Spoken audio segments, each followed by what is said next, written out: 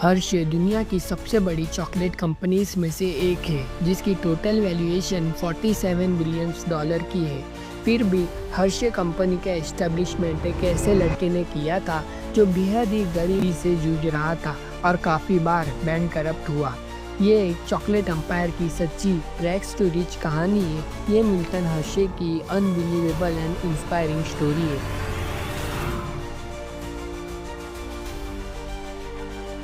Milton Hershey का शुरुआती जीवन काफ़ी मुश्किलों भरा रहा।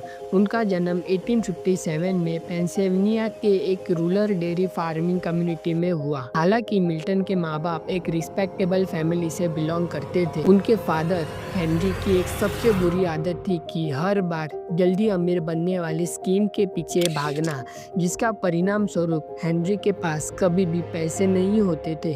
हेनरी हमेशा से बिजनेस में सक्सेस पाने के लिए डिटर्मिनेट रहते थे। इनफैक्ट उन्होंने 17 अलग अलग बिजनेस ट्राई किए और 17 में फेल हुए। मिल्टन उस समय सिर्फ 4 साल के थे और उनके फादर की पुअर फाइनेंशियल डिसीजन की वजह से हर्षे फैमिली कंप्लीटली बैंकरप्ट हो गई थी। उनको खाने पीने के लिए भी स्ट्रगल करना पड़ता था। उसी समय मिल्टन की माँ प्रेग्नेंट थी और जल्द ही फैमिली में एक और मेंबर ऐड होने वाला था। बट एक दिन मिल्टन के रिलेटिव्स उन्हें मिलने आए और फैमिली की फाइनेंशियल कंडीशन देखकर उनके अंकल ने मिल्टन और फैमिली को अपने फार्म में रहने के लिए ऑफर दिया। फैमिली ने यह ऑफर खुशी खुशी एक्सेप्ट किया। नए घर में शिफ्ट होने के बाद मिल्टन की मां ने एक बेटी को जन्म दिया जिसका नाम सरीना रखा। आप सोचेंगे कि इस पॉइंट पर मिल्टन के फादर एक ठीक ठाक नौकरी करेंगे और अपने फैमिली को सपोर्ट करने के लिए एक्स्ट्रा हार्डवर्क करेंगे, लेकिन नहीं। हेनरी ने एक और जल्दी अमीर बनने वाली स्कीम में उलझ गए और वो कई महीनों तक फैमिली से दूर रहते थे, ये प्रॉमिस कर कि वो उन्हें पैसे भेजेंगे, लेकिन वो ज़्यादा पैसे नहीं भेज पाए। मिल्टन के माँ के पास इतने पैसे नहीं थे कि वो अपने फैमिली का खर्चा प्रॉपरली मैनेज कर सके। वो अकेली ही स्ट्रगल कर रही थी और अपने छोटे बच्चों को जिंदा रखने के लिए काफ़ी ज़्यादा मेहनत कर रही थी। लेकिन एक दिन एक बुरी ठंडी ने, जब हेनरी घर से दूर थे, सरीना बीमार पड़ गई और एज यूजुअल उसके माँ को लगा कि ये जस्ट नॉर्मल कोल्ड है। लेकिन जब उसको पता चला कि शरीर पर एक लाल चिटके जैसे रैश फैलने लगे, तब वो सब समझ गए कि ये स्कारलेट फीवर है, जिससे कि सिर्फ 4 साल की उम्र में सरीना की डेथ हो जाती है। पूरे फैमिली के लिए ये एक ट्रेजिक मोमेंट था। ऊपर से मिल्टन के डिस्टर्बिंग घर का एनवायरनमेंट उसके स्कूल लाइफ को भी अफेक्ट कर रहा था। At the age of 13 Milton को एक अपेरेंटशिप मिला।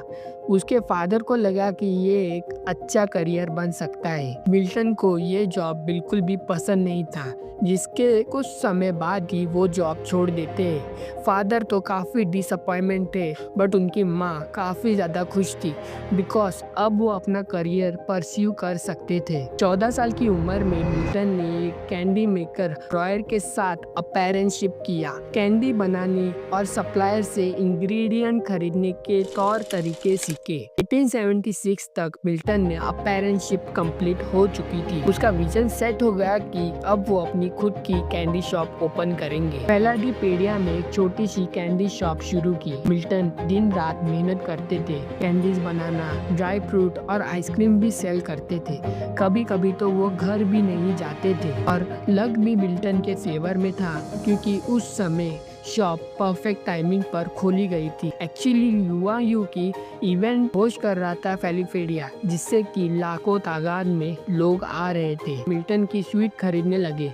इसी इवेंट की वजह से मिल्टन ने काफी बढ़िया प्रॉफिट कमाया और one of the creative reason ये भी था कि एक जस्ट फैन के चलते स्वीट की खुशबू थी तो पूरे स्ट्रीट में घूमने लगी, जिससे कि कस्टमर लाखों में अट्रैक्ट हुए। बड़ी प्रॉब्लम ये भी थी कि मिल्टन लगभग सारा काम अकेले ही करते थे। ना ही उनके पास एम्प्लॉयज को हायर करने के लिए पैसे थे, ना ही इक्विपमेंट वो अफोर्ड कर पाते थे, जिसका अल्टीमेट इफेक्ट ये था कि ज़्यादा क्वांटिटी में कैंडीज प्रोड्यूस नहीं हो पा रहे थे। इतना प्रॉफिट नहीं आ रहा था कि बिजनेस प्रॉफिटेबल हो। और जब वर्ल्ड्स फेयर खत्म हो गया तब उसकी शॉप पर आने वाले कस्टमर की संख्या भी काफ़ी कम हो गई। मिल्टन अपने बिल्स का पेमेंट अफोर्ड नहीं कर पा रहे थे। सप्लायर्स उसका क्रेडिट बंद ना कर दे। बाद में मिल्टन ने अपने चाचा से लोन के लिए कांटेक्ट किया और उन्हें लोन दिया, पर अभी भी फाइनेंस काफी कम पड़ रहा था। पहले बिजनेस में फेल होने के बाद हर्षे ने न्यूयॉर्क सिटी में फिर से ट्राई करने का डिसीजन लिया, बट पहले बिजनेस में प्रॉब्लम की लोकेशन की। दिस टाइम उसने तुरंत शॉप ओपन करने के बजाय किसी कंपनी में ट्रेनिंग करने का सोचा। न्यूयॉर्क सिटी के लोगों को क्या पसंद है और क्या पॉपुलर है, उसने एक कैंडी शॉप में ट्रेनिंग ली, जहाँ उसे कैरामाइल रेसिपी के बारे में पता चला, जो फ्रेश क्रीम का यूज करते थे। ये रेसिपी आगे जाके मिल्टन के लाइफ का एक गेम चेंजिंग पार्ट बनती है। कुछ साल काम करने के बाद एक्सपीरियंस गेन किया और पैसे सेव किए और मिल्टन ने मैनहट्टन में अपनी दूसरी शॉप ओपन की। इस बार उसकी माँ मदद के लिए आई और शॉप पर जो भी काम मिलता वो डेडिकेशन के साथ करती थी। रियलिटी में सेल्स उतनी अच्छी नहीं थी, साथ ही न्यूयॉर्क में कंपटीशन भी काफी ज्यादा हाई था और रिजल्ट ये था कि दूसरी भी शॉप बंद करनी पड़ी। मिल्टन को घर वापस जाना पड़ा। इससे ही घर पहुंचते उसके हाथ में एक लेटर आया, इसमें लिखा था कैंडी मेकिंग इक्विपमेंट खरीदने के लिए $10,000 का लोन चुकाने के लिए उन पर एक केस फाइल किया गया है। एक बार फिर से उन्होंने अपनी शर्म छोड़ी और फैमिली फार्म तक 5 माइल चलकर अपने चाचाओं से एक और बार लोन मांगने गए, बट इस बार उन्होंने साफ मना कर दिया।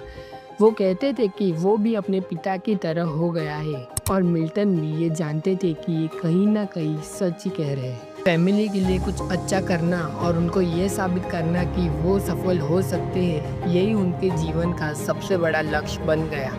अब अपने न्यूयॉर्क बिजनेस में बचा कुचा सामान लेकर लैंकास्टर में मिलने वाले फ्रेश दूध का यूज़ करते हुए मिल्टन ने नई रेसिपी बनाई, मुंह में घुलने वाले कैरामाइल्स, जो लोकल्स के बीच काफ़ी ज़्यादा फेमस हुए, बट लॉन्ग टर्म के लिए ये सस्टेनेबल नहीं था। बट 1886 में उनकी चाची ने मदद की, बल्कि कैरामाइल्स की पॉपुलैरिटी को देखते हुए चाची ने बैंक से लोन के लिए अप्लाई किया और घर गिरवी रखा। बैंक से $700 का लोन मिला और बैंक ने एक शर्त रखी कि 90 दिन के अंदर लोन चुकाना होगा। अब मिल्टन के पास कोई ऑप्शन नहीं था, या तो फिर फेल्चर का सामना करना या हद पार मेहनत में से किसी एक को चूज करना था। उन्होंने फट से वो $700 लिए और जल्दी से कैरामाइल्स बनाना शुरू किए। वो सोचते थे कि कैरामाइल्स सिंगली बेचने में उतना प्रॉफिट नहीं है जितना बल्क में बेचने में है। बिजनेस अच्छा चल ही रहा था, बट जैसे जैसे 90 दिन की ड्यू डेट करीब आ रही थी, वैसे वैसे मिल्टन काफी ज्यादा चिंतित थे।